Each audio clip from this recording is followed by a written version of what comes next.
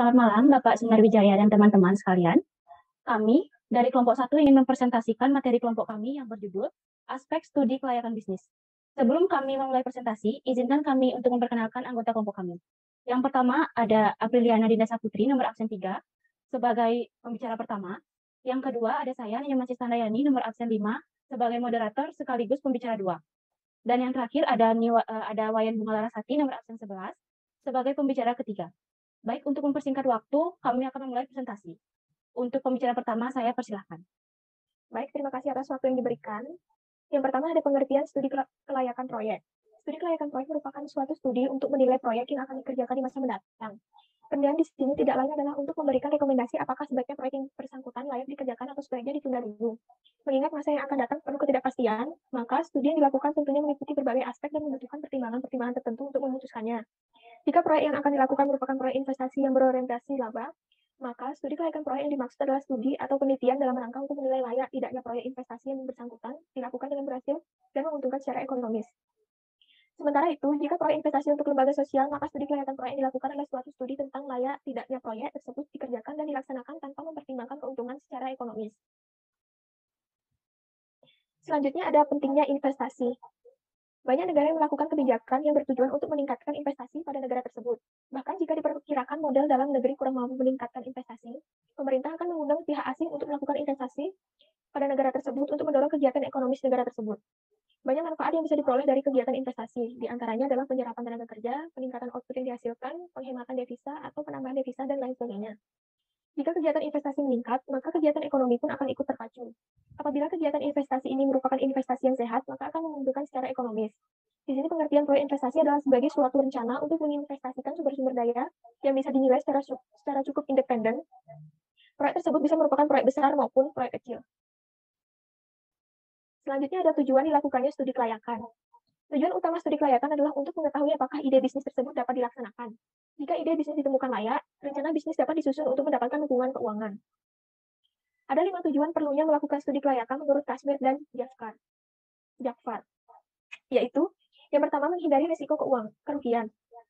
Untuk mengatasi risiko kerugian di masa yang akan datang, ada semacam kondisi kepastian.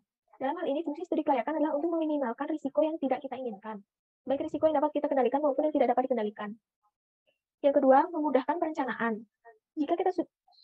Jika kita sudah dapat meramalkan apa yang akan terjadi di masa yang akan datang, maka akan mempermudah kita dalam melakukan perencanaan dan hal-hal apa saja yang perlu direncanakan. Meliputi yang pertama, berapa jumlah dana yang diperlukan, kapan usaha akan dijalankan, di mana lokasi usaha akan dibangun, siapa yang akan melaksanakan, bagaimana cara melaksanakannya, berapa besar keuntungan yang akan diperoleh, dan bagaimana cara mengatasinya jika terjadi penyimpangan. Yang ketiga ada memudahkan pelaksanaan pekerjaan. Dengan adanya berbagai rencana yang sudah disusun, akan sangat memudahkan pelaksanaan usaha. Para pelaksana yang mengerjakan bisnis tersebut telah memiliki pedoman yang harus diikuti.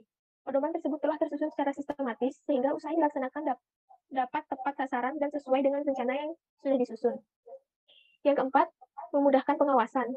Dengan telah dilaksanakannya suatu usaha sesuai dengan rencana yang sudah disusun, maka akan memudahkan kita untuk melakukan pengawasan terhadap jalannya usaha.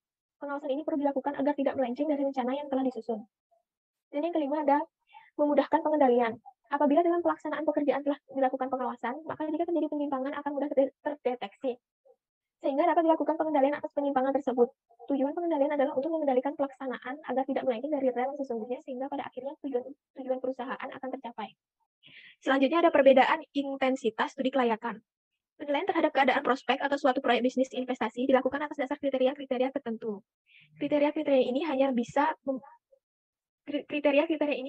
mempertimbangkan manfaat proyek bisnis bagi perusahaan.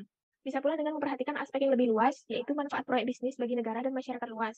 Tentu saja, tidak setiap proyek bisnis akan diteliti dengan tingkat intensitas yang sama. Beberapa proyek bisnis dapat diperiksa dengan sangat dalam, mencakup berbagai aspek yang terpengaruh. Beberapa proyek bisnis hanya dapat diperiksa untuk beberapa aspek. Bahkan sering juga kita jumpai bahwa ada rencana-rencana investasi yang penilaiannya tidak dilakukan secara formal.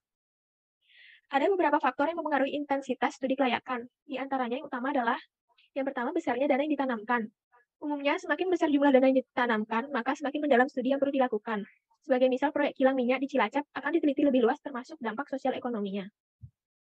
Yang kedua, tingkat ketidakpastian proyek. Semakin sulit kita memperkirakan penghasilan penjualan, biaya aliran kas, dan lain-lain, semakin berhati-hati kita dalam melakukan studi kelayakan. Yang ketiga, kompleksitas elemen-elemen yang mempengaruhi proyek.